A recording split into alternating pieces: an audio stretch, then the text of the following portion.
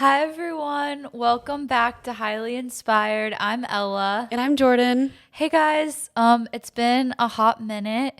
We kind of want to, before diving into this week's topic, which is just going to kind of be like a huge update and then diving into some other things, but we wanted to just kind of say where we've been, what happened to our most recent two episodes, which is really tragic, and kind of what is going forward, like what the plan's going to be. Yeah. We've had our own little funeral for our two most recent episodes that got taken down by YouTube completely. We've had episodes before get flagged with CDC guideline things and other types of notifications that they put on videos. But this is the first time we've had videos get totally taken down, and we have decided not to try to fight it and wait because it would probably be a waste of time on it anyway. So yeah, they are available on audio only though. If you go to Apple Podcasts or wherever else, they're still there if you want to check them out. And so that's definitely good. check out the Medical Loops one, because we spent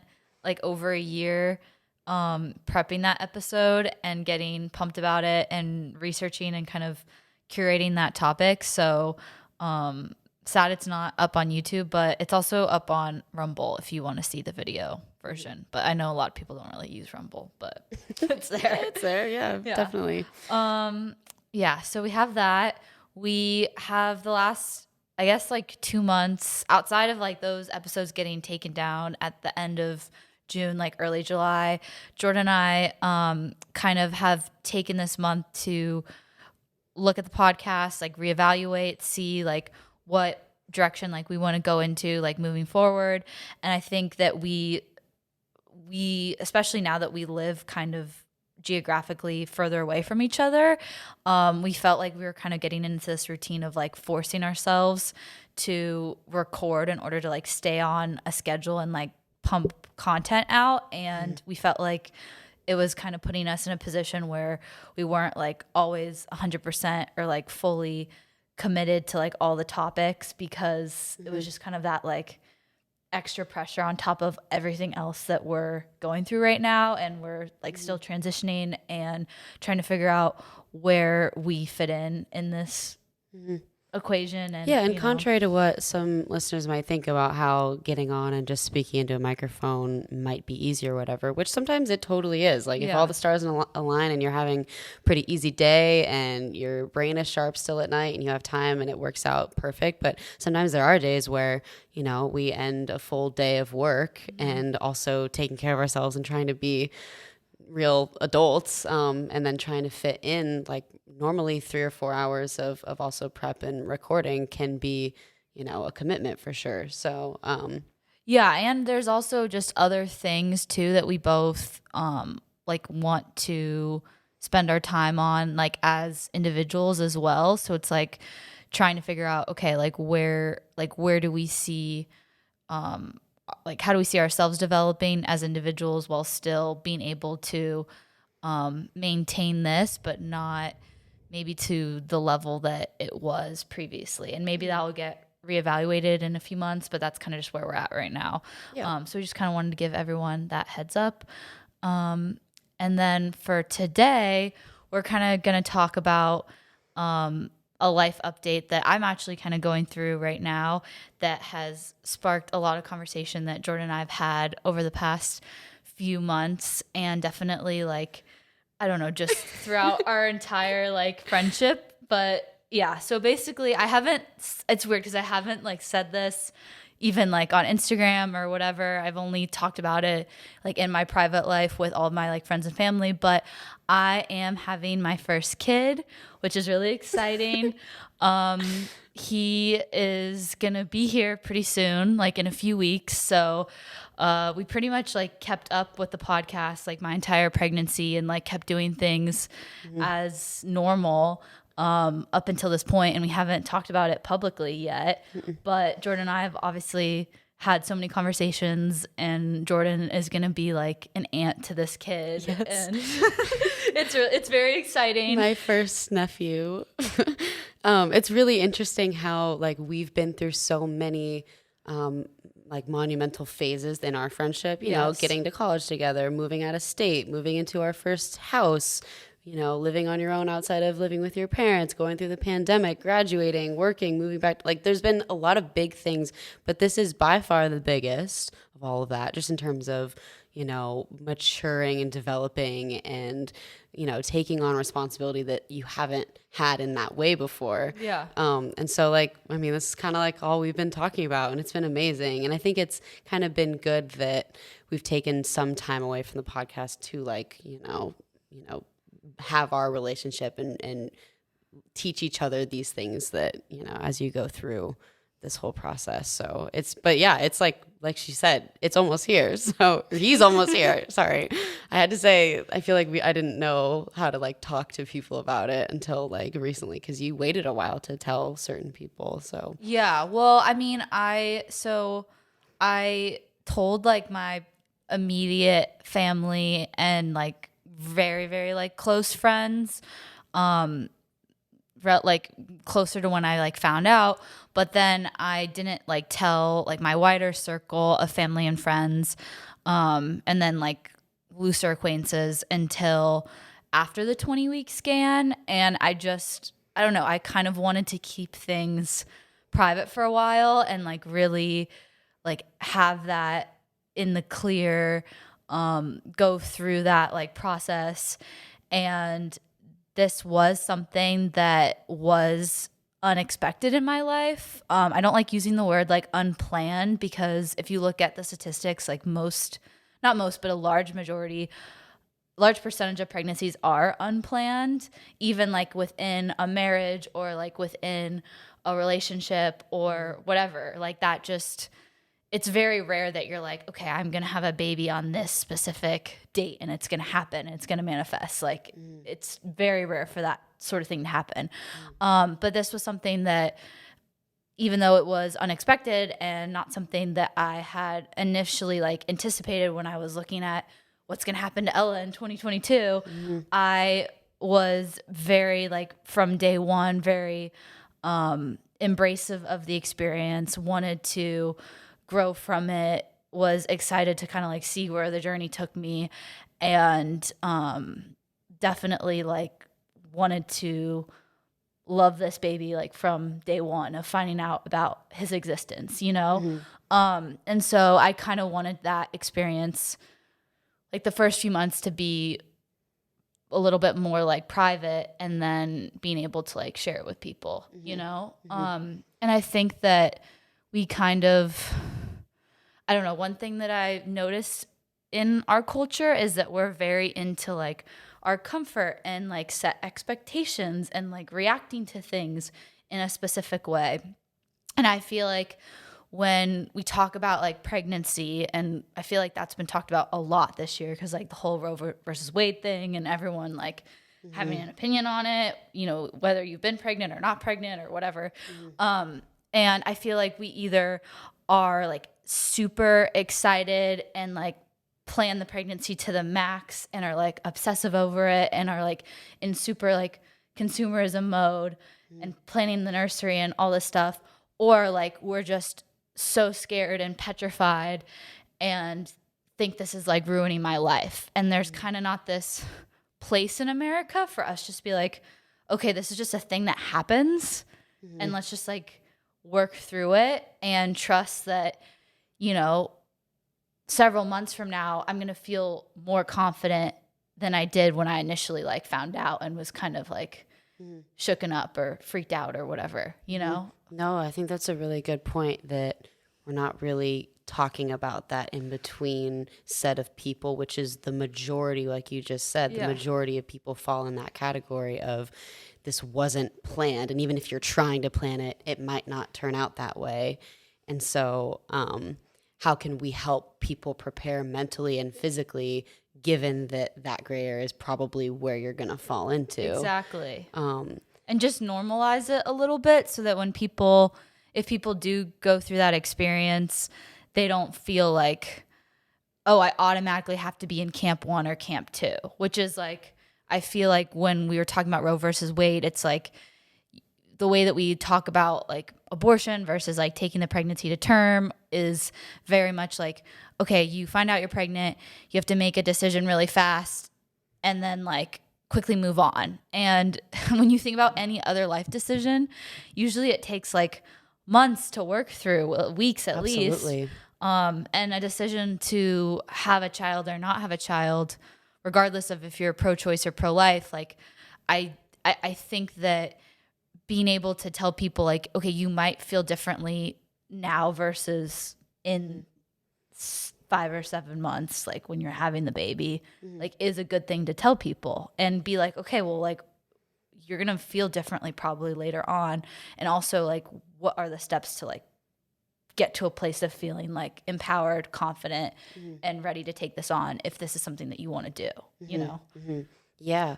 I think that our society is very geared around towards just planning out everything ahead of time. Like in some areas of life, i.e. health, I think that there are a lot of people who aren't very proactive, but still I would say like at a macro level, we are control freaks over being able to foresee what we're going to get ourselves into.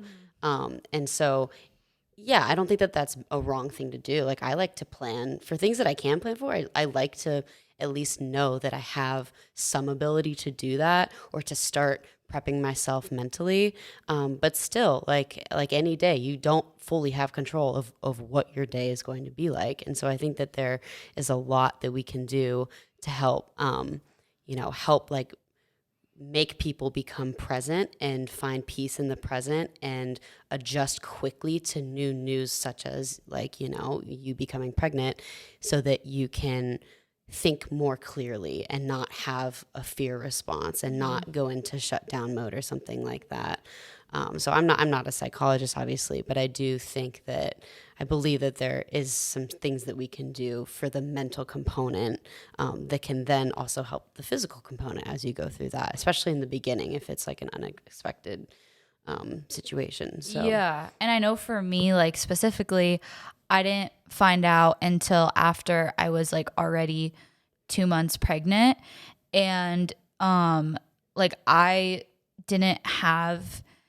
was one of those like cases where I didn't have like any of the normal pregnancy like symptoms. Like I never got morning sickness.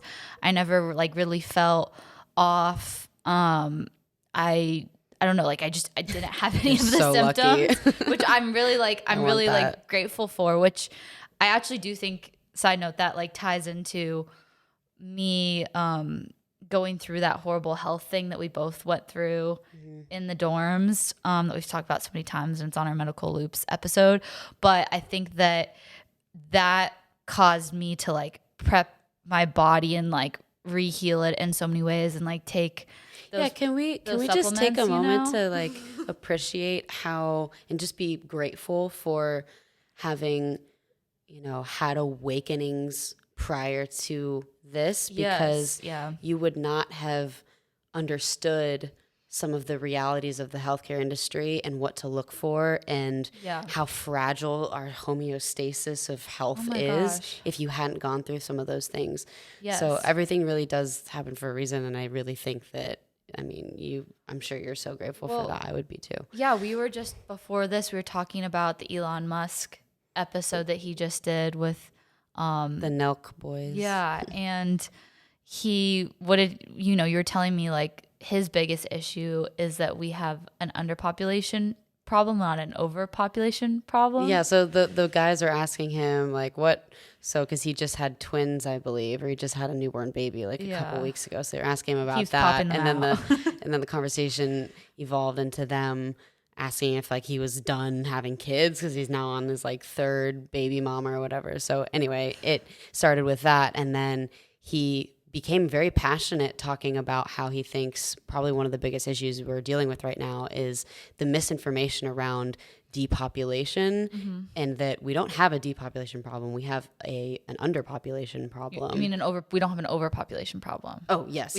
We're having a depopulation crisis. Yes. So, the conversation about climate change and environmentalism and abortion, like all of these things kind of have been affected by us, understanding the messaging of that we're overpopulated. And so maybe if that was kind of, that messaging was turned around and flipped in reverse, maybe we would have different opinions on those other areas too. Yeah, and I think kind of jumping off of that, I always knew that like I always knew like generally like okay, like birth control probably isn't good for your like long-term fertility, even though the experts will tell you that it has no effect on it. That just never made sense to me.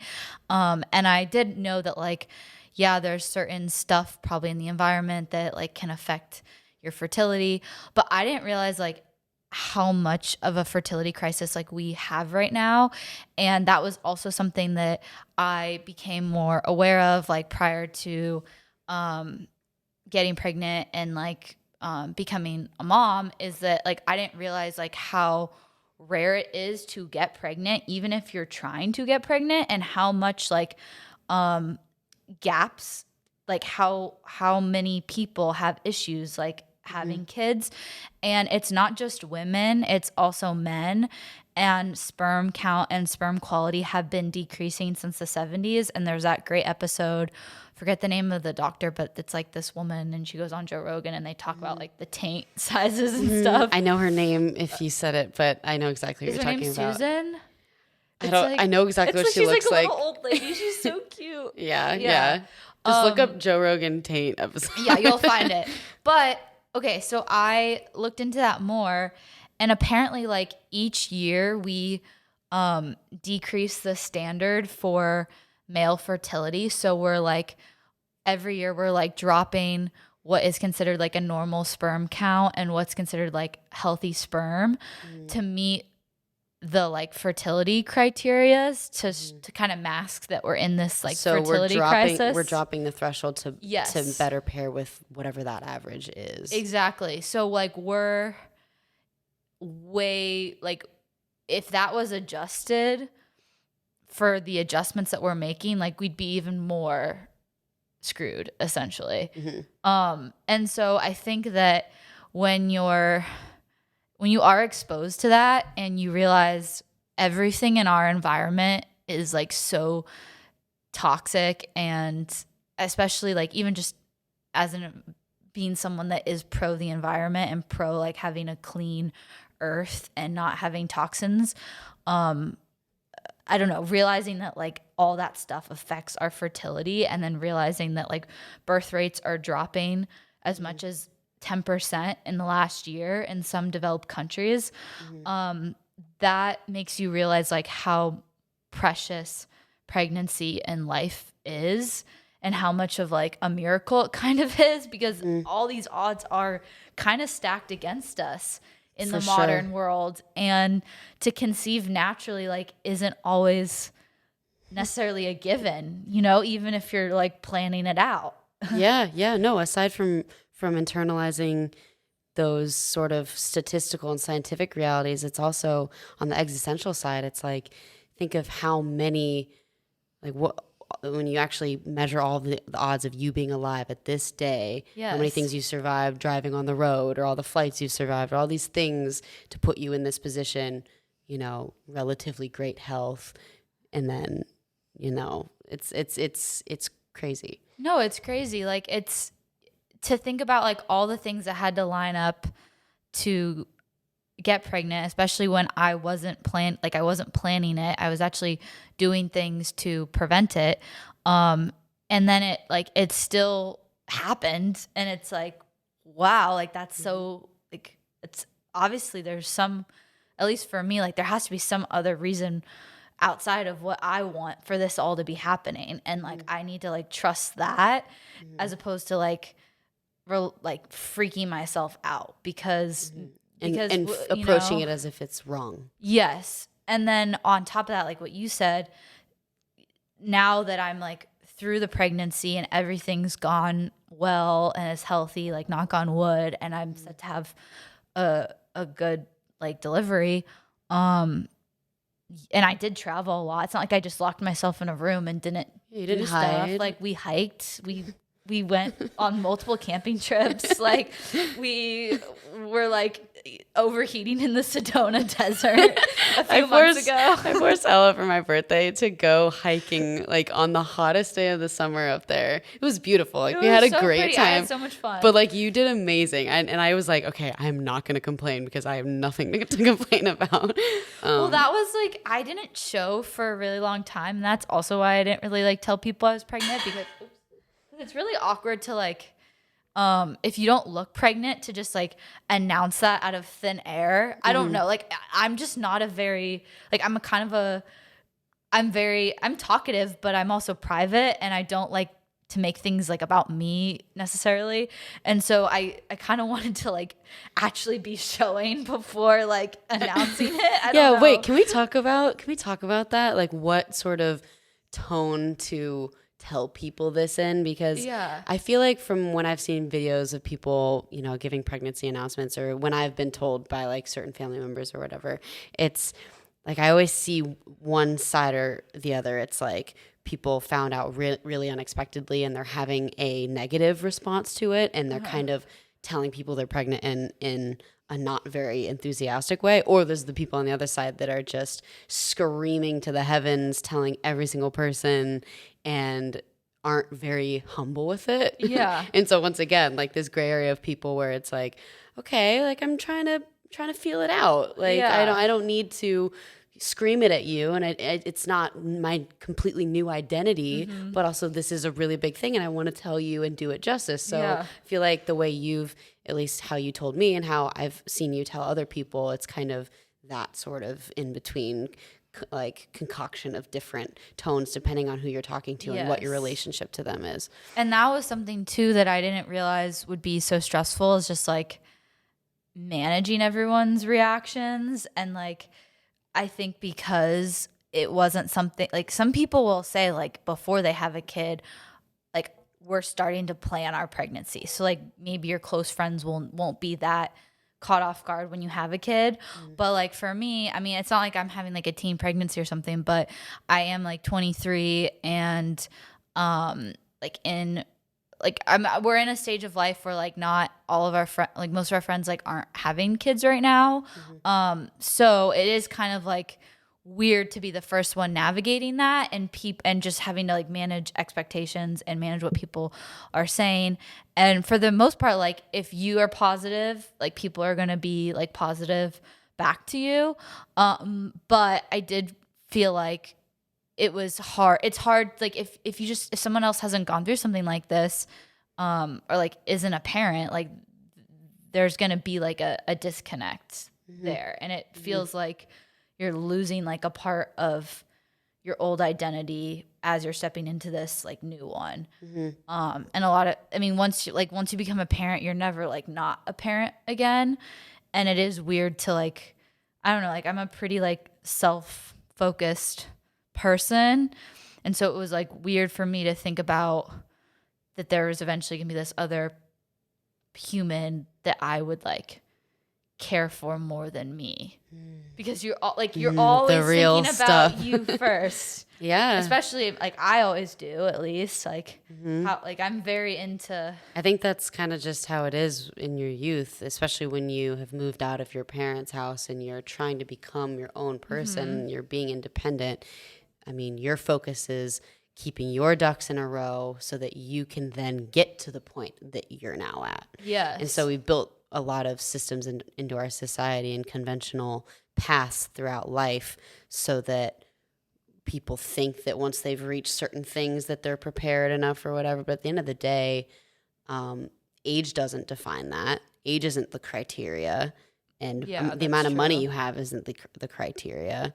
It's kind of a criteria that depends on person to person and how mature they are, how ready they are, and how they're able to, you know, perceive it and work with it, as opposed to like, I feel like even saying work through it isn't even a super positive term. It's more either. just like, because work through it is like, and work through it means like a negative connotation. Exactly. I guess it's more just like, like move forward, I guess, you know, pivot alongside it.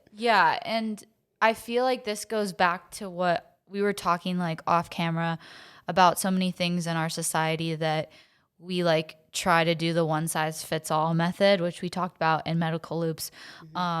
Cycle being one, healthcare system being one, and I think what you're saying right now being one as well, which is, and we talked about that on our hot take on feminism episode over like 2 years ago, but we are scratching the surface of that. We set these expectations, especially like in America, Western culture, of, okay, like you do this next step in society at this age and everyone has to be on the same page. And like what you just said is, no, actually everyone is different because there's a ton of factors that go into what your preferences are, when you're going to be ready for something, when you're not going to be ready for something. How mature and developed you are. Yeah. And if you put everyone in that same situation, like not everyone's going to swim. Some people are going to sink. Some people need more time. Some people need less time.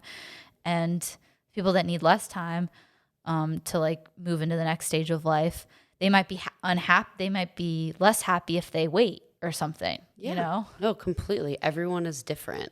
So the one size fits all method isn't something that I think works very well. And I don't think it's something that should be encouraged. I think we should recognize that there is no set criteria of what can help convince you that you're prepared.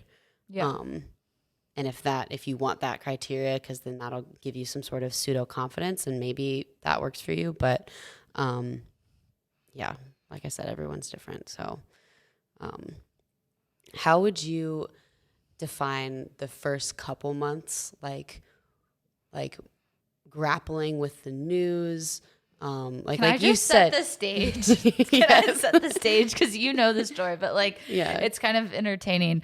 So as I said, like I didn't know for a while that I was pregnant. I did know that something was off like with my health. And so I decided to go to my OB. And I had like this similar like off feeling, and this has happened to me before, and in the past it was always ovarian cysts that I had to monitor with ultrasounds in order to make sure they weren't cancerous, and that can actually cause a lot of the same like hormonal shifts that like a pregnancy can cause, and so I thought that maybe that was what was going on. And so did my mom, because like that's what's happened in the past. Like that would make sense. And so I went in to the doctor's office, and like they did the ultrasound, and they literally like within 0.2 seconds of doing the ultrasound, they like flipped it around and they pointed to the screen and they're like, oh, like look at the little baby. And I'm just sitting there. That is an assist. And I had to wear a mask because the hospitals are still like COVID weird. And I'm just like sitting there with my mom. And this was a little after, like this was like 2.5 months. And it's crazy like how you can already like see stuff like. Yeah. And it was like the 3D tech is one. advanced. And so the baby, like it already had like arms and little legs, even though it was only like it's like tiny, you know, it's small. Yeah. But the fetus develops the most in the first like 20 weeks. And then after that, it's just like a matter of growing and getting fatter. But like by like 20 weeks, like it literally like already looks like a baby. Like a little action figure. Yeah. So I'm like, oh my gosh, like this is interesting. And then what I realized, which I feel like no one talks about this either, like in the pro-life, pro-choice debate. If you go to a Planned Parenthood, they don't do like prenatal care, but they do abortions, and they will like give you like birth control. But the majority of their care like is abortions. If you go to a regular OB, they don't do abortions. Yeah. So like you already like, people talk about like women's healthcare and reproductive rights as like this all-inclusive package that you go to one place kind of and like talk through your options and like weigh the pros and cons. But really like kind of like what you said with how people digest the news, how people explain the pregnancy, that's how our medical system is set up too. You either go to like a nice OB's office that's like fancy and more expensive and all that jazz, or you go to like a Planned Parenthood, which are usually like not in great neighborhoods, and you go down that route. And a lot of Planned Parenthoods, they won't even like do an ultrasound. You kind of have to already know like what you're doing. Your OB isn't gonna be there as a therapist to help talk about options with you. They're gonna treat you as if you've already decided what you want to do, and you're now a patient. Yes, that's gonna be caring for this baby. And so literally, I'm not even kidding you, within 2 minutes of finding out I'm pregnant, we're already talking hospitals. We're already talking blood work. Like literally, it was an entire interrogation. We're already talking like STD testing. Like everything is on the table. We're already talking like cost, prenatal. And I'm just like sitting there like still Follow-ups. in shock with my mask. And my mom's like, we're going to need a moment. Like, yeah. And this is a lot of info. Like we are not picking a hospital right now. They wanted me to sign away my rights to a hospital so that they could have access to all my medical records and like consent forms and stuff. On the first visit. This is the discovery visit that I thought I was going there for assist. Okay. Guess it's an all-in-one. So I'm just like, so this is how we treat healthcare like in our country. And the cherry on top of all of this is that they billed the appointment as a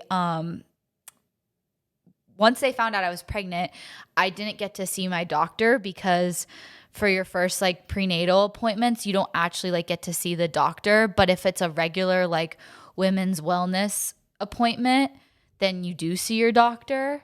It makes no sense. And and then they also bill you differently depending on who you see, depending on if you're pregnant or not. And my insurance doesn't cover anything pregnancy related, even if it's the same like service that I would receive if I wasn't pregnant. That doesn't make any sense. So like, is it because there's more liability? Because if it takes the same amount of time, they're doing the same. It depends on your policy. So if you have maternity coverage, then it would be covered however that's broken down. But for me, I don't have any maternity coverage. I don't even have C-sections covered. And so basically, like if they code it as a pregnancy related thing, the insurance company automatically denies it, even if like it's blood work that you've gotten not pregnant.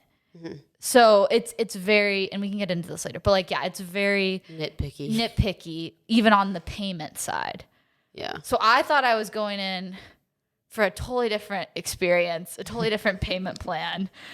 And I'm being left with an expensive bill for an ultrasound and telling me that I have to pick a hospital at like 9 or 10 weeks pregnant. And then something else that a lot of people don't realize in the abortion like debate is that to take like the abortion pill, which is like the least invasive version of an abortion, you can't be more than like, they usually don't prescribe it after 10 weeks.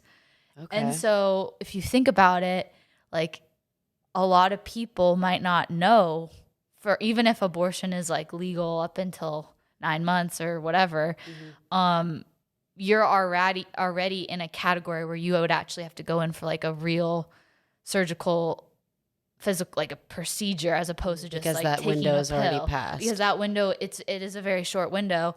And then I was watching these like videos of these women explaining that they actually didn't even qualify for the birth control pill. So I guess some people, like, because of their health, even if they were inside of that window. Yeah. Oh, interesting. And then there was one girl that said that she found out that she was pregnant at like 4 weeks or 5 weeks, but they wanted to wait until 6 or 7 weeks to give her the pill. Okay. So it's just interesting. Like, I just think that we don't get into any of these specifics because I think that we're so like instant on people making decisions really fast. We're very like yes or no. When this is like a very complex case by case different data in each situation. You know what I'm Yes. saying? Like, Well, as we've talked about in Medical Loops, talked about this pretty much the entire episode was, the healthcare system is a big business, and each of these different sub branches of healthcare are also businesses. yes. And so it's more cost effective for them to structure their business as, this is how we do things, this is how we guide our patients through the process, and the one size fits all process saves time for them, and it's guaranteed money. So it would create too much discrepancy to revolve that care around all of these different factors that are actually relevant to everyone being different. So yeah. And I think that we are like we've pushed, especially like as women, we've pushed motherhood to like something that we should like look into in our 30s. Because like we want to be like career focused, and I am someone that I do have like a career, and I like work full time, and like I have a lot of like personal goals, but I realized it was around COVID that in order to be able to like have a family and do something outside of like being a homemaker, because I do want to have kids. I am having a kid, but like I'm excited to be a mom, and that is like my top priority. But at the same time, like there is like so many other things that I'm also interested in and that I want to be splitting my time with, that would be secondary, but are still things that I want to do. And I think that I'm really glad that I figured out, okay, I need to figure out how to set myself up so that when I'm in my like mid 20s, late 20s, early 30s, like I'm moving towards a lifestyle where I can be a mom, but also like work and make money, but not be tied to a set schedule and in a set like corporate ladder situation, because I know that the corporate ladder isn't going to mix very well with what my goals are as a mom and as someone that like wants to make that a top priority, because there is a conflict there, and it goes to us operating kind of on this 24-hour cycle of 9 to 5. yeah, I think that's I think it's awesome that you've recognized that and are like keeping that a priority too. Like, Yeah. just figuring out how to plan and curate some sort of life balance that can sort of allow all of those like interests and responsibilities to like flourish and not like overlap or conflict. Yeah. Because nowadays, especially in first world America, with all the resources in this beautiful country that we live in, like there's no excuse as to why like you cannot achieve that unless you have some sort of outlier thing you're dealing with, like a health issue or whatever. Like there are certain case scenarios that make it tougher for people, but without that, and with resources and support systems and intellect and all of these things that you have, like there really is no reason why you can't at least attempt to keep that there. The women that I look to that I think seem to be like the happiest and being able to be a mom, but also like have things that they're like working on and pursuing are like the types of women that are like entrepreneurs, that know how to diversify income, know how to make passive income through things like real estate. And it doesn't even have to be like a huge like commercial property that's expensive, like that's like multi-million dollars. Like it could be as simple as buying your first house by like 23, 24, saving up for a down payment, and then upgrade, like staying within your means, and then upgrading slowly, renting certain stuff out, selling certain stuff after you build equity. Moms that utilize social media to create content and monetize that. Women who are graphic designers or freelancers or into media and are able to like monetize that skill set. It seems like the most successful women are the ones that are able to curate to their schedules, doing the things that they love and figuring out like how to monetize that so they can still like be a mom and like be present. Because I think like there is downtime in being a mom, but it's different than like having like huge blocks of time. Even when I'm looking at like a newborn schedule and stuff, like they sleep a lot, but they also eat a lot. So like you might still get several hours of productive work done, but it's just going to be scheduled differently than if you're just like locked in 9 to 5. You know what I'm saying? Yeah, those time increments would be too long. Yeah. You would need more flexibility to be able to oscillate between all of these different activities you need to do, especially when caring for a newborn. Yeah. So, but that doesn't mean you won't have downtime and that you can't, like, maybe instead of like watching Netflix, you are on your computer editing photography photos. yeah, Like, I could don't be know. whatever. Yeah. Yeah, it could be scrapbooking or selling stuff on Amazon, or Yeah. it's like there's so many ways to figure out how to make passive income or active income, Yeah. depending on what you're into, that has that flexible schedule. Yeah. Do you want to talk about birth control and kind of the cycle, like suppression and Like the 24-hour Yeah. versus okay, yeah. So we'll show this graphic. We have recently found just the data on how men's hormonal cycles are completely different than women's, in the sense that they're on a 24-hour hormone cycle and we're on a 28-day hormone cycle. And so I think that the fluctuation mirrors each other, but obviously those time increments are way different. So where a man, has a peak of testosterone in the morning and then might fizzle out in the afternoon and then kind of calm down at night and then kick back up again, we kind of have that similar thing, but across an entire month.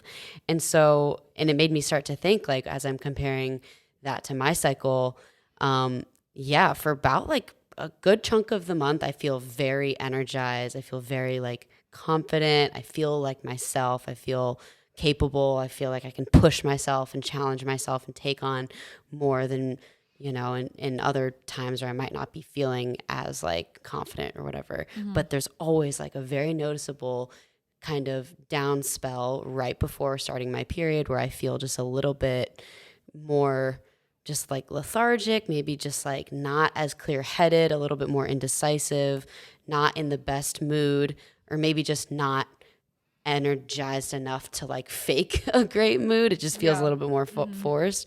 And so I don't think that down spell is something that, should be frowned on. It's just kind of what it is. And maybe some people don't have that, but that's how it is for me. And so, it brings up a lot of questions on like, if the 9 to 5 work schedule is structured around men's hormones when they fit best with like work, then how are we supposed to expect women to fully fit with that too?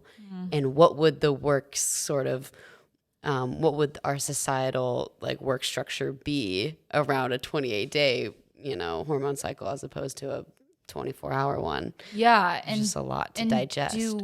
Is the responsibility on us to then either recognize that and be like, okay, I'm gonna like conform to the schedule that we all operate on, or do I like figure out how to curate my own, like work towards curating my own schedule, where I can be more in sync with like my cycle and ultimately like my lifestyle as well.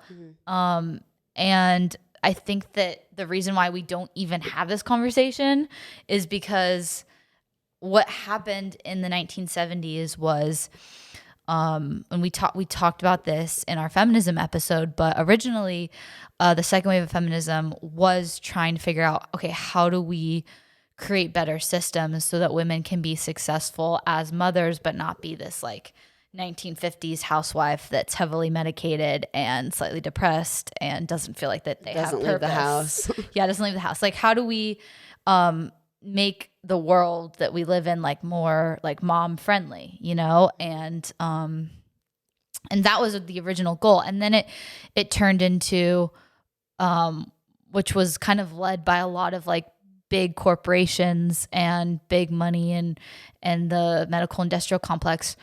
Okay, like, yeah, women, you want to be in the workforce, like you'll have to play by our rules. And they branded that as this like new type of feminism, which was in order to have the male experience of having jobs and like feeling like you have passions and that type of thing, you have to become man. But we're not going to tell you that's what's happening. But that's kind of what's happening, because what started getting branded to women was like a lot of like meaningless sex, the birth control, suppression of your 20-day cycle, which literally tells you what you're interested in, what you're not interested in. And the incentive of leadership roles in these corporations. Like how cool would it have been at that time to be like the first woman in this position, to be the first in all of these things, to have like a level of authority in a company that a woman hadn't had before. Like, I think all of those incentives too seemed really enticing to women at the time, you know, pairing that with all of the propaganda and what they were being sold with all the health stuff. I think it was just kind of a combination of like turning all these women into men. Yes. And also like having to pay, like they then started having to like contribute and like pay taxes. And then you saw wages kind of start to decrease because the workforce literally doubled. A whole 50% of the population to now pay more tax money. Yes. And double in work production. Like, why would that not be something that the Fed would consider? Yeah. And increase the labor supply so that wages are like way down. And we never ended up really getting like a great maternity leave package. Like currently what our maternity is 3 months of unpaid leave. So it never like fit, and it's for both parents. It's not just for women either. So it never like really fixed the problem it was trying to create or trying to solve, which was how do we help these women that are depressed as 1950s housewives feel like they have meaning in their lives. And it turned into like kind of turning women into like another version of men by suppressing their cycles. Yeah, it's once again forcing the women to meet the male energy and not men trying to compromise their goals and dreams and passions. Like maybe women in those case scenarios who were depressed and felt like they were lonely, maybe we could have restructured the work situation for men so that they weren't gone all the time. Well, yeah, and that would have been the easier and that's a really good point. More doable option that didn't involve a synthetic pill, that didn't involve women having to become men, that didn't involve antidepressants and narcotics and whatever. Like that honestly would have been the cleanest way of doing it.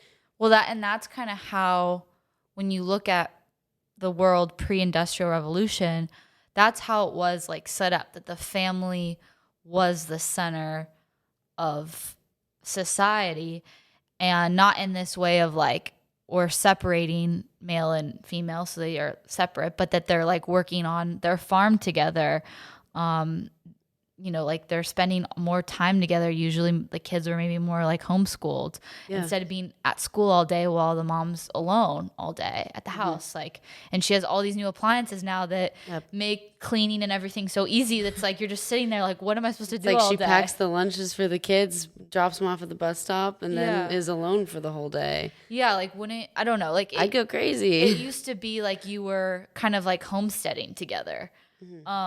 So yeah, it was like this huge shift in how we operate, and it pushed us to kind of the opposite extreme. And I think it also made it so women felt like that they had to choose abortion even when they maybe didn't necessarily want to do that, just because they don't have the means to carry the pregnancy to term and then care for that child.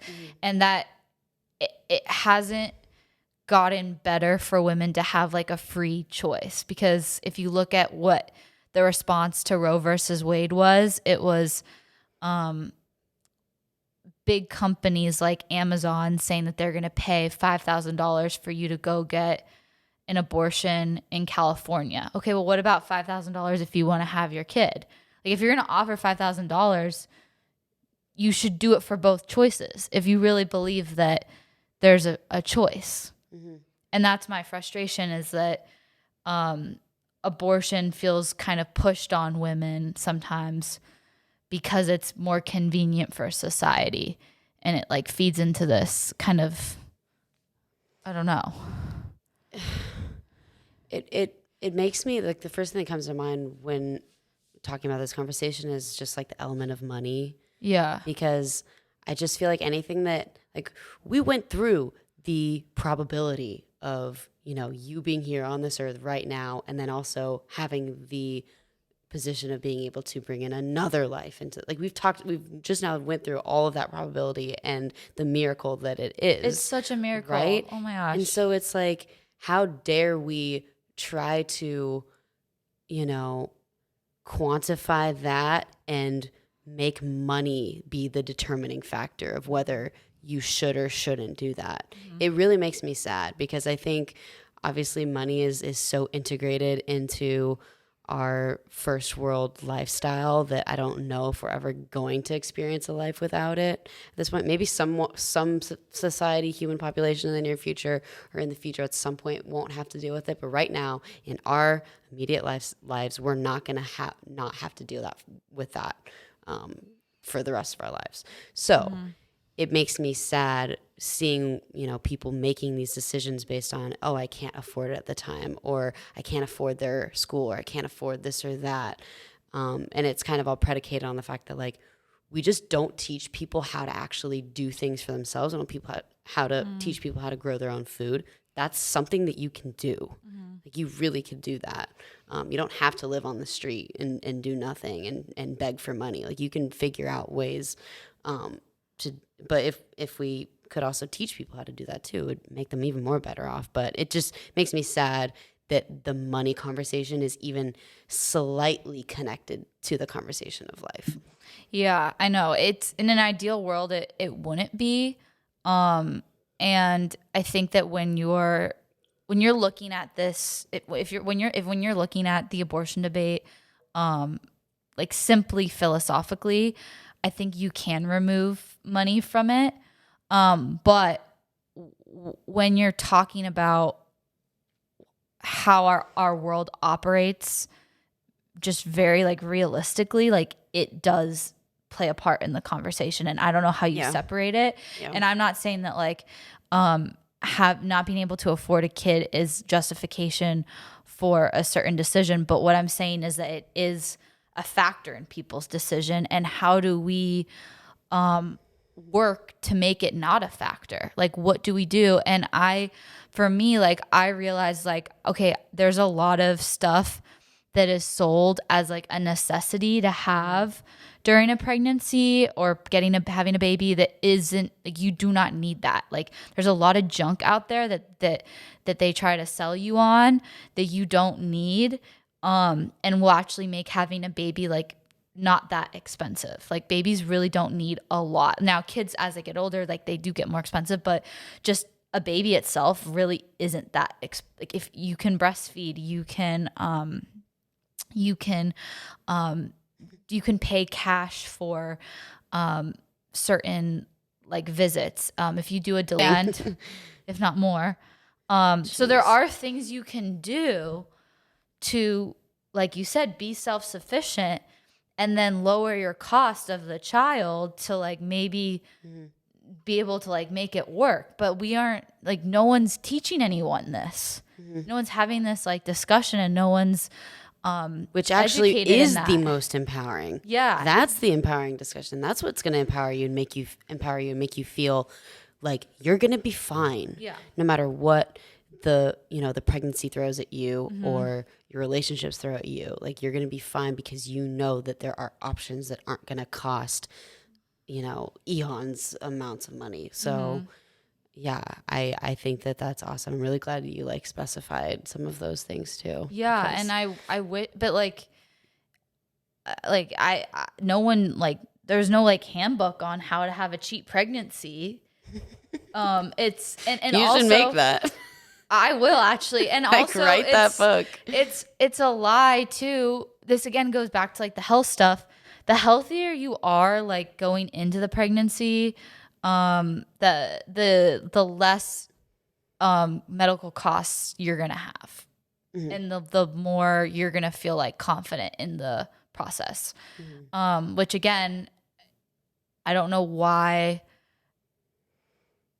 I don't know why we don't.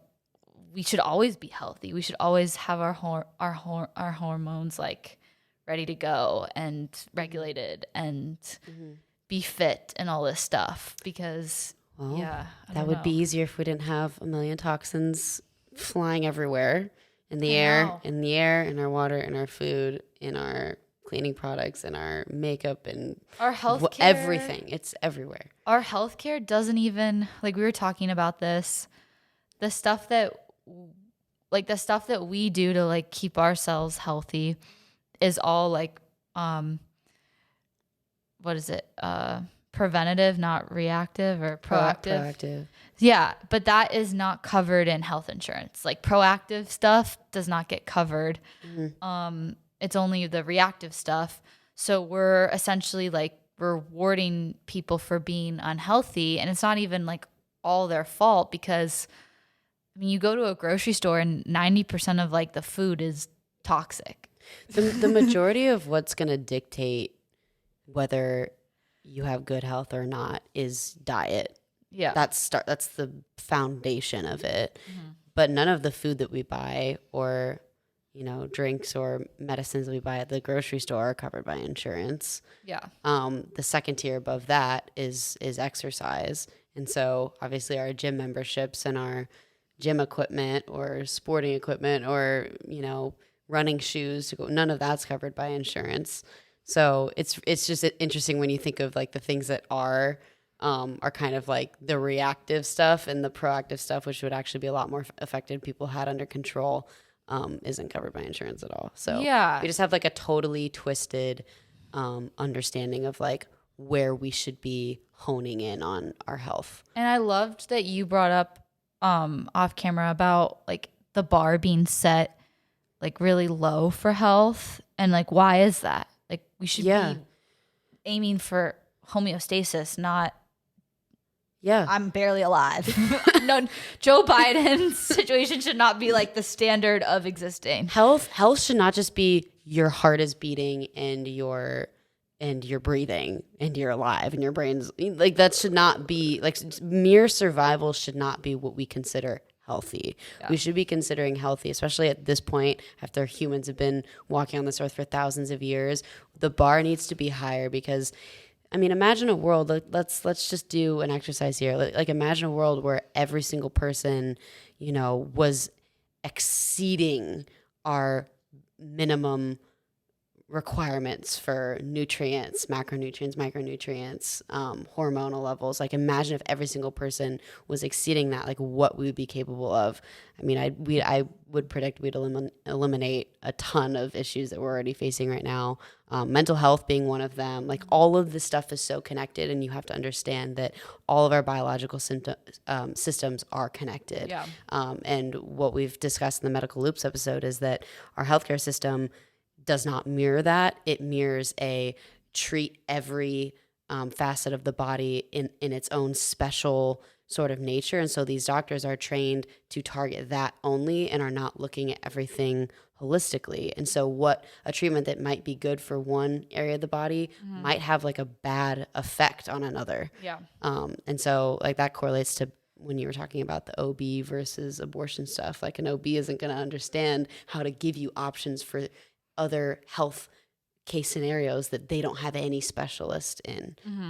So it's it's the medical, it's very detached. And then there's also like all these like weird protocols that get implemented either like in hospitals or if you are like going through something like a pregnancy that are like either mandated by the state or by like the hospital or the doctor's office that you're at that like just don't make any sense. One of the ones that I experienced was I had to get I had to do like a blood work STD and urine test in like in the beginning of like the second trimester, I think.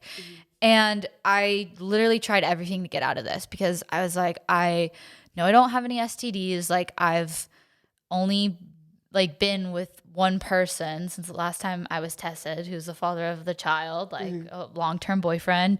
And I just like there's no way I have any STDs. Like I don't want to do this. And I know it's going to be expensive because my health insurance is not going to cover it or whatever. And they were like, I'm so sorry. Like we're not the ones enforcing it. It's that because our license is with the state of Arizona, like it's with the state. So there's no getting out of it. So I was like, okay. And of course everything was negative. I didn't have any STDs, but like, again, this is so stupid. Like I even asked, I was like, so if you are married and like waited till marriage to have sex, like, would you have to do this? And they said, yes. Like there was just no way of getting out of it.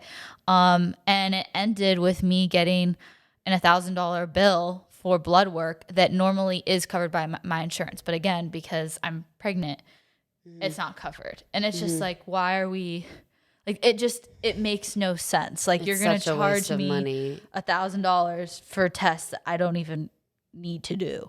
Yeah. And then there's also ridiculous.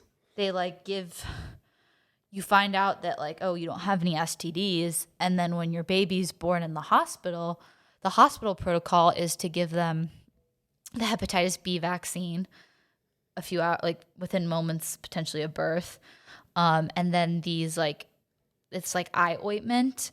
And that also is like an antibiotic against gonorrhea, which are these are the STDs that they're testing for in the blood work that you're negative for, that your baby can only get through you. But then they're getting these treatments because like it's making money. You know what I mean? Yes. And it's a brand new baby. Like he's not going to have an STD unless you have an STD. So you're not only unnecessarily paying for an STD test before the baby's born, but then you're also having to pay for these extra treatments that they do after the baby's born. That they don't need. That they don't need. So those are two right there, completely unnecessary large amounts of money that could be easily eliminated and also save time for the doctors so they don't have to, do the blood work treatment on you. They don't have to do the ointment stuff to the baby. Like that saves time for them. And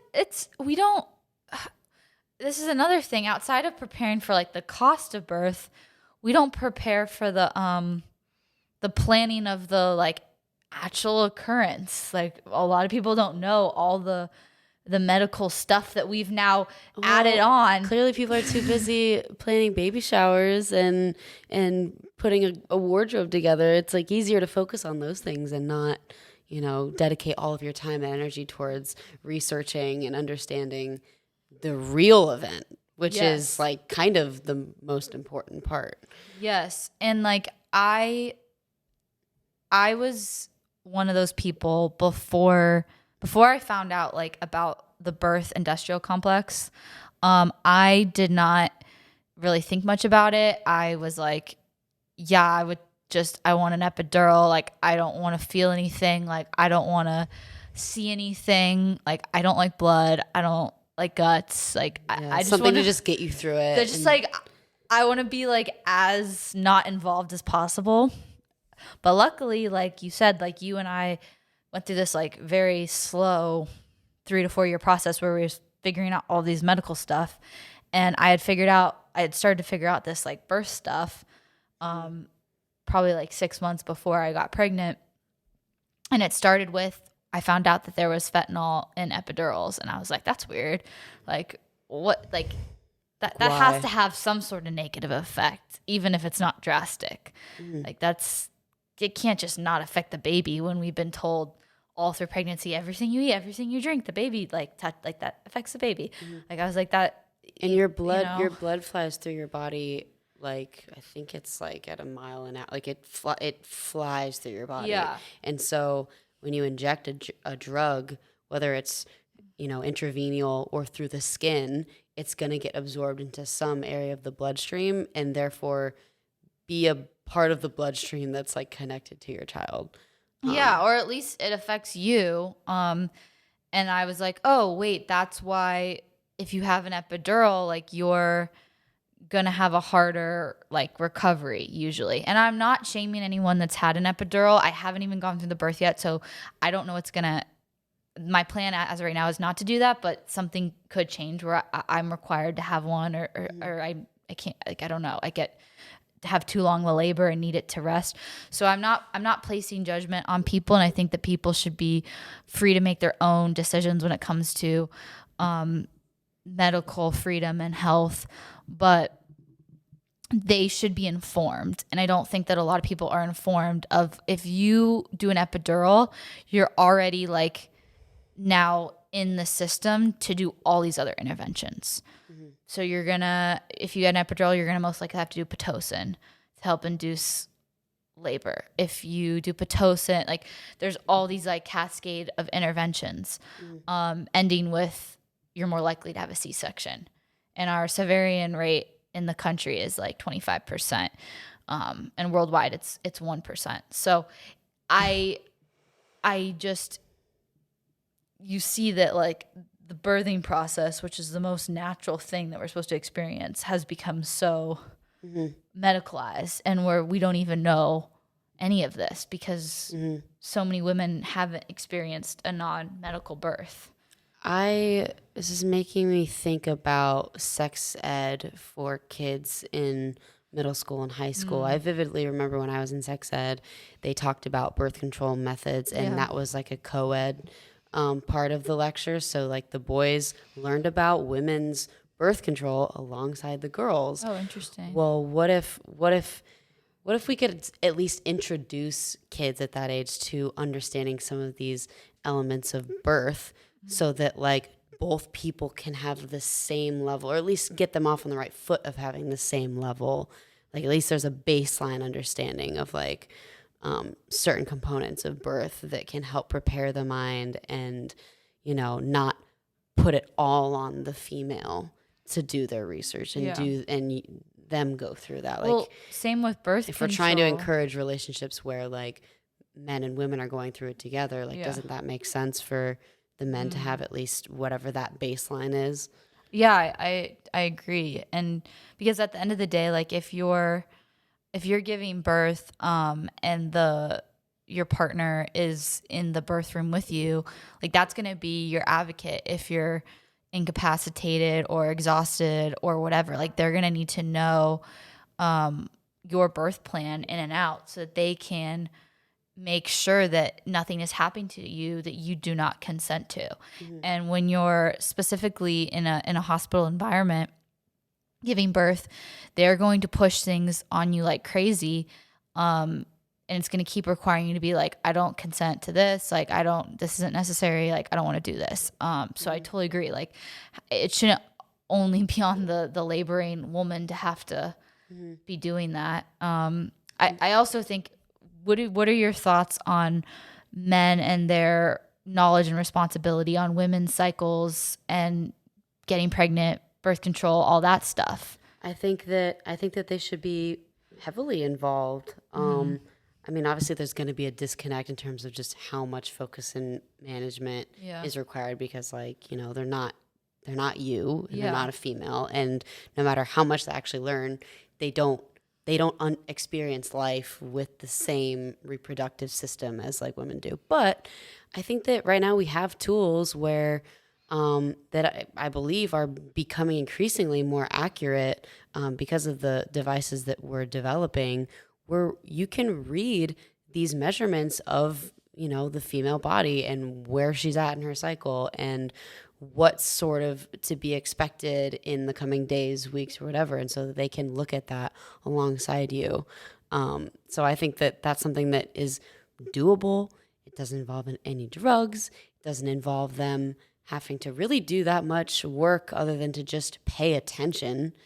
And so I don't think that that's too much to ask. Yeah, it does require more self-awareness and more, I guess, proactivity, but I don't think that it's, radically, demanding in terms of your energy and focus. When you remember like that sex ed class, when you're taught about birth control, were you told that you can only get pregnant a few days out of your cycle? Nope. Did you, when you kind of went through college, a lot of people had this experience where when they were like, if they were to like sleep with a guy, whether it was a night out drinking or whatever, as what happens in college happens, it was very rare that the guy would even at a bare minimum ask, are you on birth control? Like the responsibility was so on the female, and it was such an expectation that women were on birth control and that they were like fully like on top of it, managing it, whatever, that the men were so conditioned to not even ask, are you on it or are you not, to make a decision if what you should do next. You know what I'm saying? Like, did you find that like when we were going through college, like that kind of was what people did? Yeah, no, completely. I mean, I've experienced that firsthand. Like, I'll admit that. And also I know of just through talking to like you and other girlfriends my age, like most people have had experiences where it's just not even asked. You're about to say like sleep with someone, or, you're getting to know someone, and you just know that they're inferring, and also sometimes they don't even want to ask because maybe then it makes them have to be accountable. Exactly. It's kind of like a way out if they don't. They're like, I didn't know. but yeah, it also makes you feel like you don't even really want to say anything because it's like so awkward to like bring it up if they don't bring it up, and then you feel like uncomfortable if you like want, even if you are on birth control, if you want to like use a condom too, like you feel weird even asking that, like with that, it's so on. I think women want to please men. That's just very much like in our nature from biology, from evolution. And so when we're in these situations where we want to be appreciated and admired and, like we want to feel like there's a purpose. Yeah, we want to feel and good. In those moments where we're able to empowered. be giving of ourselves and like please someone else, especially like a significant other, that's like such a fulfilling and purposeful emotion that we experience. Yes. And you don't want to do anything to like mess that up. And so by like bringing something up, like birth control or whatever, like that it feels like, oh, I'm like imposing something on someone else in a way, if you're trying to bring up that conversation. And so then it just doesn't get talked about at all, which that's not good either, Yeah, no. As we've been learning more about the reality of like a healthy non-birth control involved like female hormone cycle, and as we just mentioned, it's a 28-day cycle. It's really interesting realizing that like really the window of realistically getting pregnant is only a couple days, 4 days max.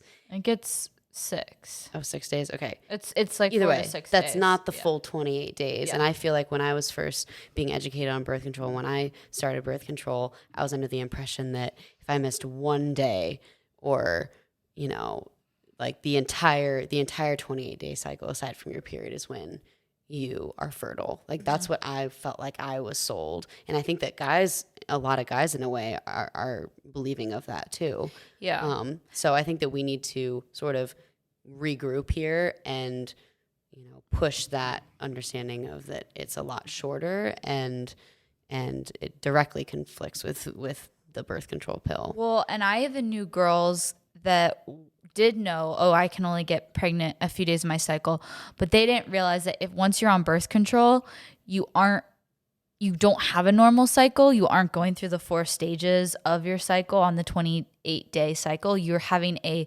suppressed fake, your period is fake. Like you don't even It's a pseudo period. It's a pseudo period that they literally designed so that people wouldn't be weirded out by birth control. Because when birth control first came out, it didn't have the placebo week. And people were like creeped out by that because it was signaling to them that something was weird. Yeah. And so what they did, it felt too different from Yes. how you normally would Yes. healthily have a period. and so the pharmaceutical group, they decided, well, we're going to do a placebo week so that people like don't think it's that weird. But I knew women or girls in college who thought that on top of taking birth control, they would also do like they would do like the fertility awareness tracking. And they wouldn't do it with something as precise as like natural cycles, which we've talked about, but like just kind of generally like tracking their cycle and knowing what days and what days not to. But the ironic part about that is that if you're on birth control, you aren't ovulating and you aren't getting your period. Therefore, Everything's suppressed. everything is this. Every day is the same. So it doesn't. You can't even like do the fertility tracking on top of birth control because you aren't having this like normal period when you can predict when you can get pregnant. But if you miss a pill, sorry, I know this is a lot of information, but I have a point. But if you miss a pill, the birth control pill goes from 99% effective to 93% if you miss one. And so now it's Russian roulette of that cycle when you could get pregnant. So now every day of that cycle that you missed you missed one pill until you start the next month, you're at 93%.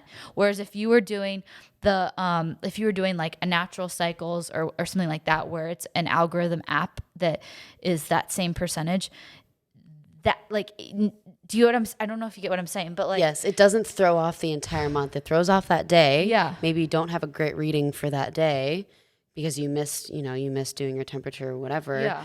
But it doesn't actually change the cycle that your body's on. Exactly. Whereas like birth control, if you miss a day, like it will affect that entire month potentially and put you at risk that any day that month you're at a 93%. This might be a little TMI, but when that would happen to me when I was on the pill, if I missed a day, I could be 2.5 weeks out from like having the pseudo period. But if I missed a day, I would get that pseudo period because my body had been trained Wow, it was that that if I went a fast. day without taking the pill, that triggers, we got to give her the pseudo period, Interesting. you know? Yeah. I don't know if anyone else has had that experience, but like that's how it literally was for me. So Yeah. like if I missed a pill, like that's what I was faced with. Yeah. Like the punishment of 4 days of a pseudo period. It makes no sense. It stunk. Yeah. Yeah. Yeah. Crazy. Tangent. But yeah, it's definitely like, again, like all this stuff is it's so complex and it shouldn't be because this is like we're trying to take what our like natural bodies do like through evolution and like modify it to the modern world. Mm-hmm. That's what we're trying to solve for, essentially. And what's happened is life has gotten easier, but it's gotten more expensive to maintain this higher level of like comfort and everyone like infant mortality rate's a lot higher, so people don't need people don't have 10 kids and only 5 of them survive. So we're like all these things that we're talking about, it's like we're trying to figure out how do we take nature and be these creatures. We're like nature-based creatures, but we're living in this very modern world that is kind of in conflict with it. It kind of makes I mean? It kind of makes me feel like I'm this like mediary who recognizes I've now recognized as of the last couple of years, I've recognized objective truths about nature, and then have recognized the opponent, which is the systems that exist in the world that we live in right now. And I feel like I'm just this vessel for like trying to combine the two. Yeah. And bring them into a synergy, but it's hard. It's It is so hard. It's easier to pick one or the other. What I've noticed so far, the first most important step, which I think has helped that synergy happen, is just the recognition and awareness.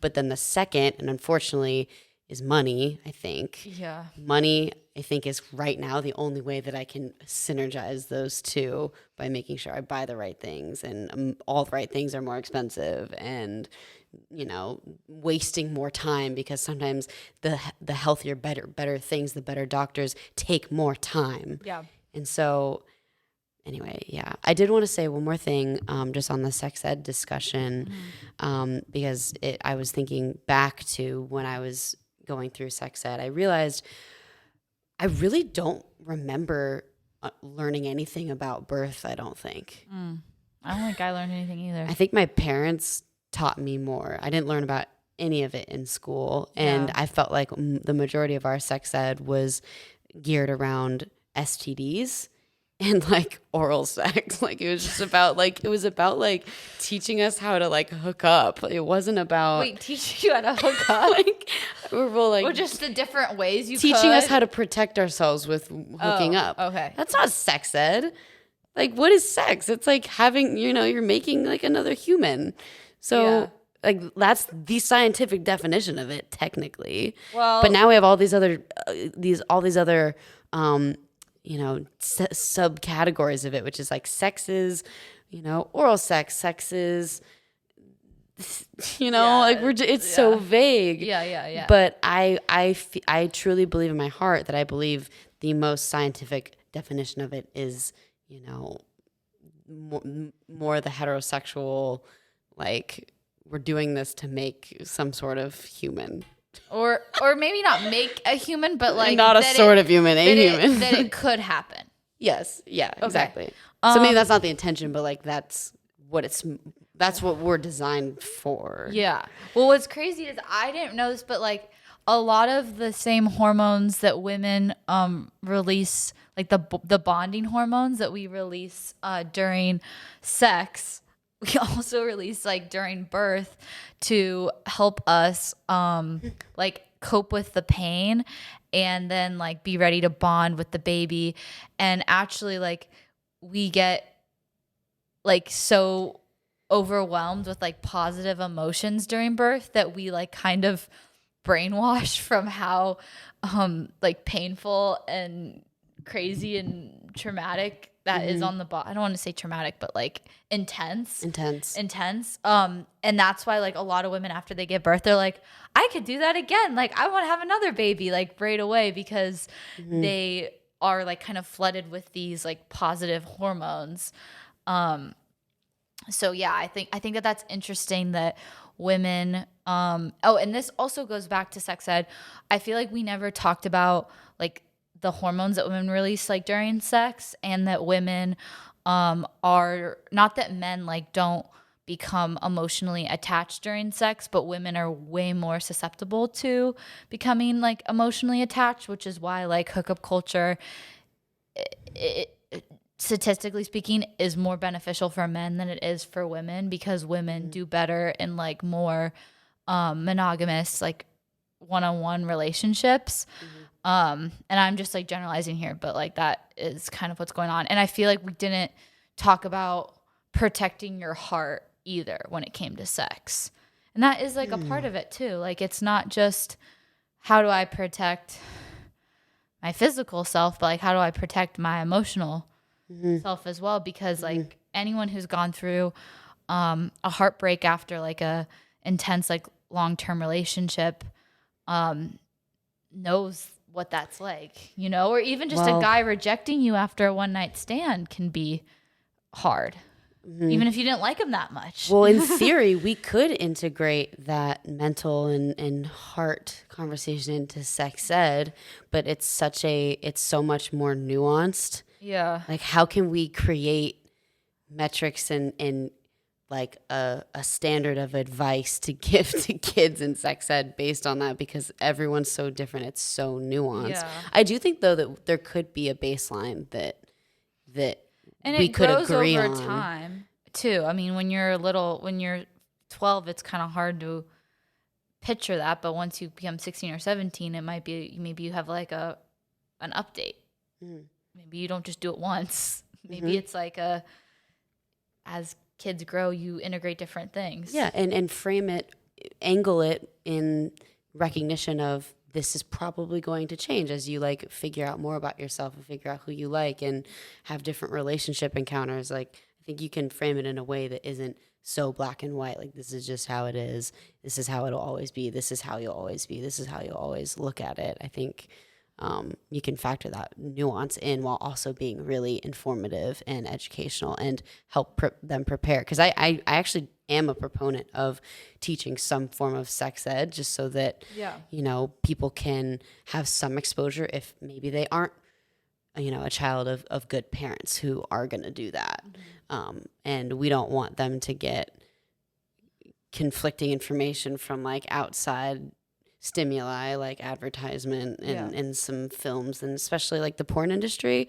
Currently, porn is the most searched term on the internet. Really? Yes. It is the leading keyword, like 1 billion searches a freaking day. It is. Oh my gosh, that's so disturbing. And so like we have a lot of pathogens out there. And if we don't at least give people in those young years, because we go through puberty at 12, 13, like infants. Yeah. So this could happen way younger. I think it's interesting that you two bring up that like I didn't know a lot. Like everything that I know about birth, like I did my own research, and it's not even that like it's not like my parents like shied away from talking about it. Like I knew about how I was born and stuff, but it just, I don't think that there's been so many generations in America of people not having physiological births that I don't think it was something that my parents were like, this is like, should be a priority that we're like educating you about, especially when like you're not really thinking about having kids. But I found out, tracing back to my family lineage to my oldest relative that I knew, which was my great grandma that was born in 1914. Even she had a very traumatic birth. It was like something called like a twilight sleep, where they basically put you to bed while you had your child and you don't remember giving birth at all.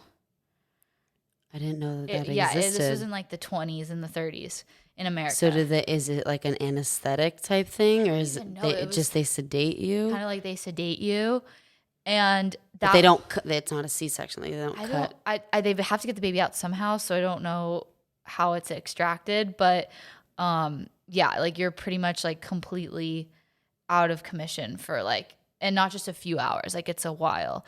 And this was kind of the mainstream way. This was like a pretty mainstream way of giving birth right after midwifery stopped being a thing. And there was this like smear campaign on midwives in the turn of the century that was funded heavily by, guess who? The Rockefeller family.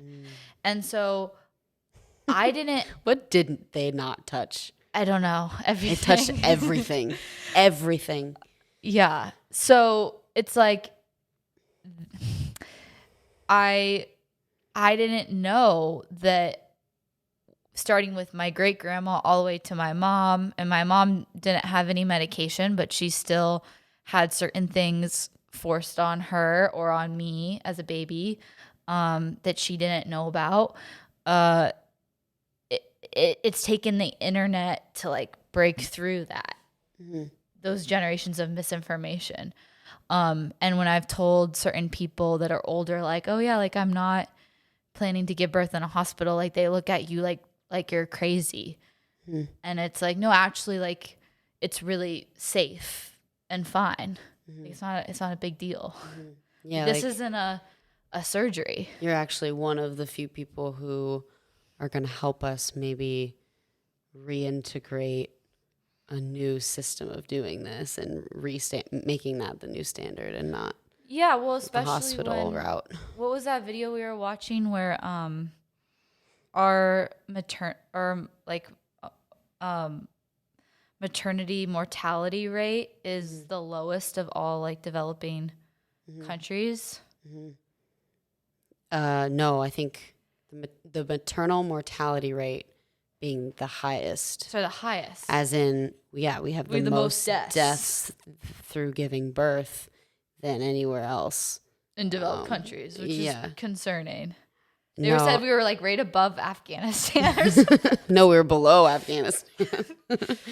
I don't really remember what she was alluding that to, but It was midwifery. That in the European countries, midwives are present at the births. Mm-hmm. And that the reason why a lot of midwives are either leaving what they're doing or, we're not seeing a flux of people becoming midwives is because there's a lot of new regulations that we have that make it a lot more difficult to be a midwife. Yeah. And also just the more stuff you have to deal with in any business or any career, just the more criteria that you have to have under your belt in order to just actually do the thing that you want to do, that does sort of decrease the incentive of actually getting to the point of doing it. Yeah. So. And there's just stuff that I didn't even know was important. Like you're supposed to delay the cord clamping until the cord like turns white, because if you clamp it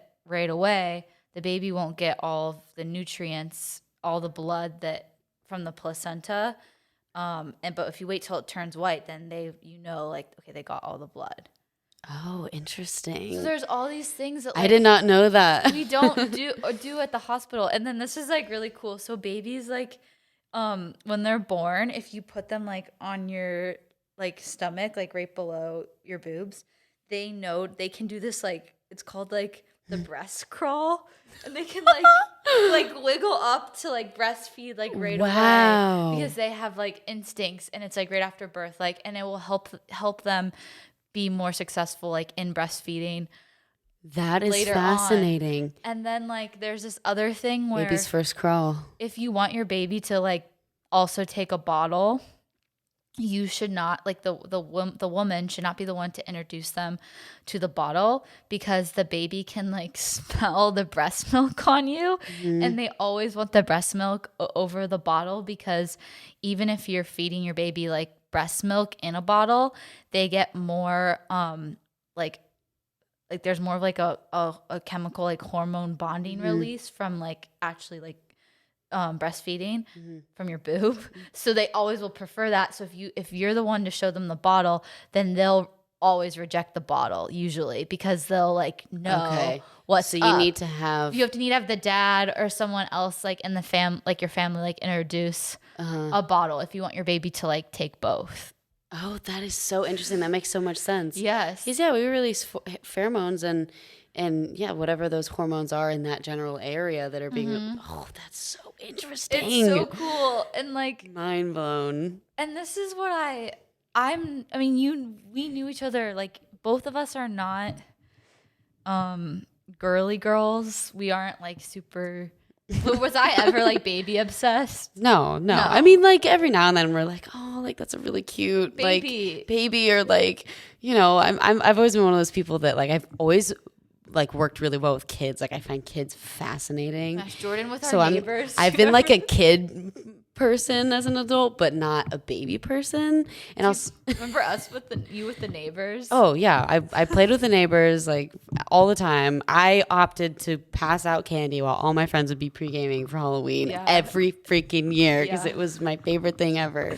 But I also didn't really grow up around a lot of cousins with like young kids or aunts and uncles that had like young babies. So my exposure to that has just been very, amateur. So this whole experience, like being like a close relationship to you going through, like I've learned so much. Yeah. And I'm really glad, because that's a silver lining that I think will come out of all of the work that you've put in. Like at least you'll have helped me. I know. Well, then when you have kids, hopefully and you'll many be able other to people know. who are listening to this. I just want people to know their options. Like I'm not trying to preach anything. I know some of this might sound preachy, but I'm honestly, I'm not trying to preach anything. I find all this stuff really fascinating. I was never someone that was like interested in birth or interested in some of these things that we talked about. But I honestly think that like once you are pregnant and have a child like growing inside of you, it is a part of you. It doesn't exist without your body. Like that is the reality of it. And when you start to feel like it is a part of you in a sense, and that you're willing to do whatever it takes to like protect it, including making sure that you have a birth in an environment that's going to be successful and not stressful for the baby, and gives the baby everything that it already has built into like our bodies and our system, because we were like so like the whole design of this whole experience is so cool that this all happens like naturally, you know? It is. I think when you really realize all of these different like hyper detailed, incredible engineering that is like involved. Yeah. When you really realize all of those elements, it's very empowering, I think. Yeah. Yes, empowering's a great word, because I feel like being a mother and giving birth is usually used in contrast of empowerment. Like women empowerment is not associated with that. But I actually have found that this experience has been one of the most like empowering things that I've gone through, especially since it hasn't been like pregnancy for anyone is not going to be like this rosy color glasses experience. Like I know that people show that on Instagram, but like that's just not the reality. Even if you feel like you have a pretty like ideal situation, it is really hard, especially if you never have gone through it, and there's a lot to figure out. And it's not like super it's hard. It's not it's not a comfortable experience. So it is empowering. So to get through that and to like persevere and come out at the end of it feeling like good and ready and prepared somewhat ish, it like that, like I am proud of that. And it's like work that I did, and I'm like proud of that work, and I feel empowered by it. And I wish that we used empowerment to like describe birth and motherhood and stuff more, because I will say I fell in the camp for a long time before learning a lot more about this recently, where like look at every movie and TV show that has some sort of depiction of birth. It's typically not in a very like beautiful, lovely light. It's either very strenuous looking, or spontaneous, and just like I feel like every time I've seen something like that, it's just a million different things, and it doesn't really look that beautiful. And so like I've been fed that my whole life, and so I will say it did build up like a real kind of concern in my mind of what is the reality, like is this going to be like this for me? And with all of those questions in mind, it does make it seem really daunting and scary. But if you find the right resources, and also like someone who's literally going through it, like as the most close resources that you can get, you start to realize that it isn't all pent up like that. Obviously everyone has a different case scenario, and there are outlier scenarios where like you are extremely uncomfortable, and there are new health conditions that come it's life out or death. I don't want to diminish that. There are absolutely emergency birth situations, and I'm glad that we I should have given that as a disclosure, but I'm glad that we have the surgeons to be able to do that when it's in a rare case scenario. But it's not. But that is not every single thing. There are predicaments where it is not as hard as that. So I think me really realizing and rewiring my brain to recognize that, and kind of grip onto that hope that I want to have that. I want to make sure I'm as healthy as I possibly can so that I can have that good process. That seems worth it to me. Yes. Like I want to experience that in like that beautiful, like embracive sort of way, and like not divine feminine experience. Exactly. Yeah. So I hope that happens for me, but I'm sure it will. I feel for any woman or even man out there who's like been exposed to content like that may or may not have seriously altered your entire perception of like wanting to go through pregnancy or like be there for your wife when she's going through that. Like, I think that's happened to a lot of people. Yeah, for sure. I think that as we kind of like wrap this episode up, I feel like we talked about everything that I think we did right? too. But yeah, I do want to like list off some like resources and content too that people can check out that I used as resources through my pregnancy and even before pregnancy, just like figuring out some of the stuff that we talked about. Built to Birth, the website, the YouTube channel, like, and all of her social media. She's a doula and there's a lot of like great information on that. Another one is Pain-Free Birth. She has a course. She does like a lot of Instagram reels and stuff. Also look at the different hospitals if you are planning to give birth in a hospital or like just considering it. Look at the different hospital C-section rates and induction rates on their website. They have to publish that data. And so you can kind of compare what hospitals kind of rush to do C-sections, which ones don't. Also, if you have an insurance that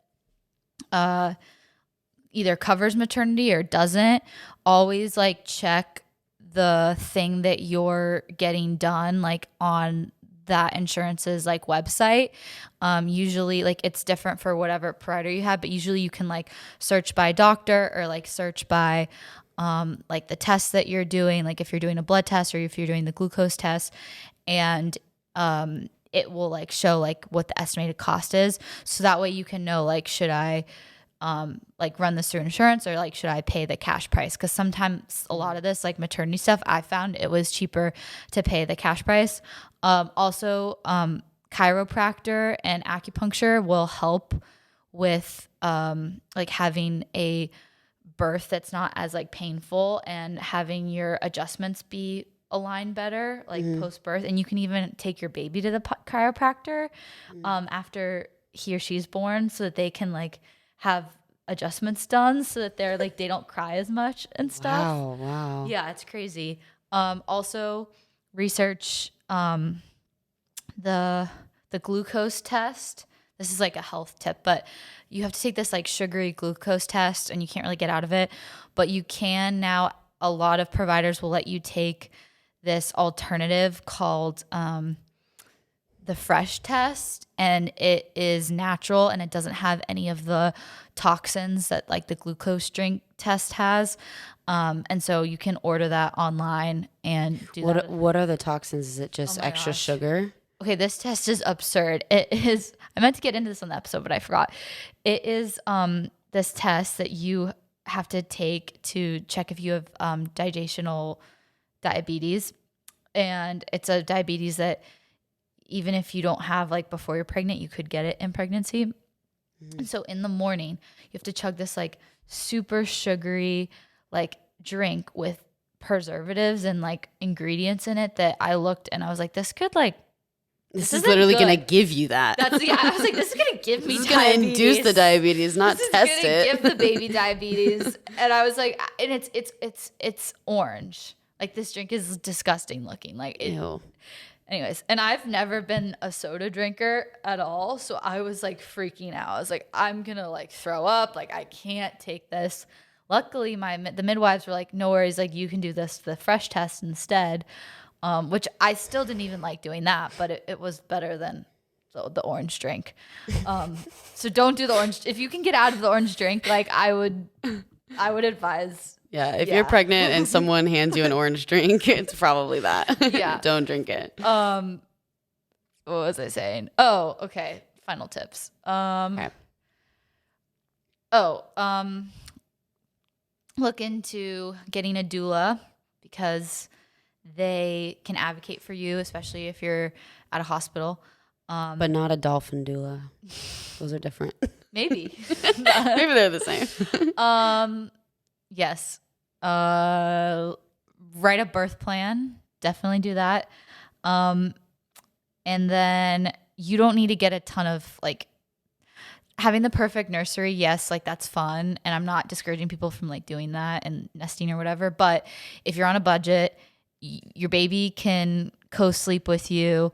Your baby can sleep in like a little bassinet. They don't need, your baby doesn't need a lot. They don't even sleep in the crib at the beginning. So like don't feel this like need to spend a ton of money on all these products and stuff and all these different seats for them and whatnot. Also OfferUp has a bunch of like used baby stuff if you do need to get like a pack and play or a stroller or whatever. Like, yeah, and great like the day of resource. too. Yes. Because you can set the local filters and literally just go have someone drop it off or pick it up. Yes. And also like feel free if anyone has if anyone's pregnant or is trying to get pregnant or has gotten or doesn't know what to do, like feel free to reach out to me via social media because I want to like help more people. She a consultant. And yeah, and I want to start putting more content out there too, whether it's like writing or videos or whatever about like this type of stuff because I just think it's so important.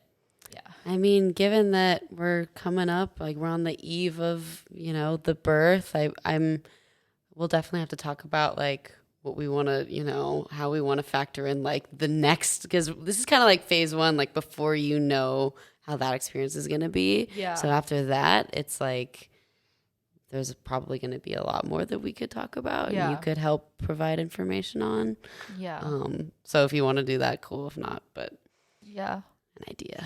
Well, thank you guys. Thanks, Jordan. Sorry I talked a lot, but no, I learned so much. Thank you guys for listening. We're sorry we were on a little bit of a hiatus. Obviously, we had some stuff going on this year, but we will see you again sometime soon. Yeah. And feel free to please listen to the Medical Loops episode, like we mentioned in the beginning. It's a really good episode. I think that would also provide a lot more context into just some of the inferences that we brought up just about general healthcare and whatever. So yes, for sure. Yeah. Well, thank you guys. Thank you. Have a good Catch one. you next time. Bye.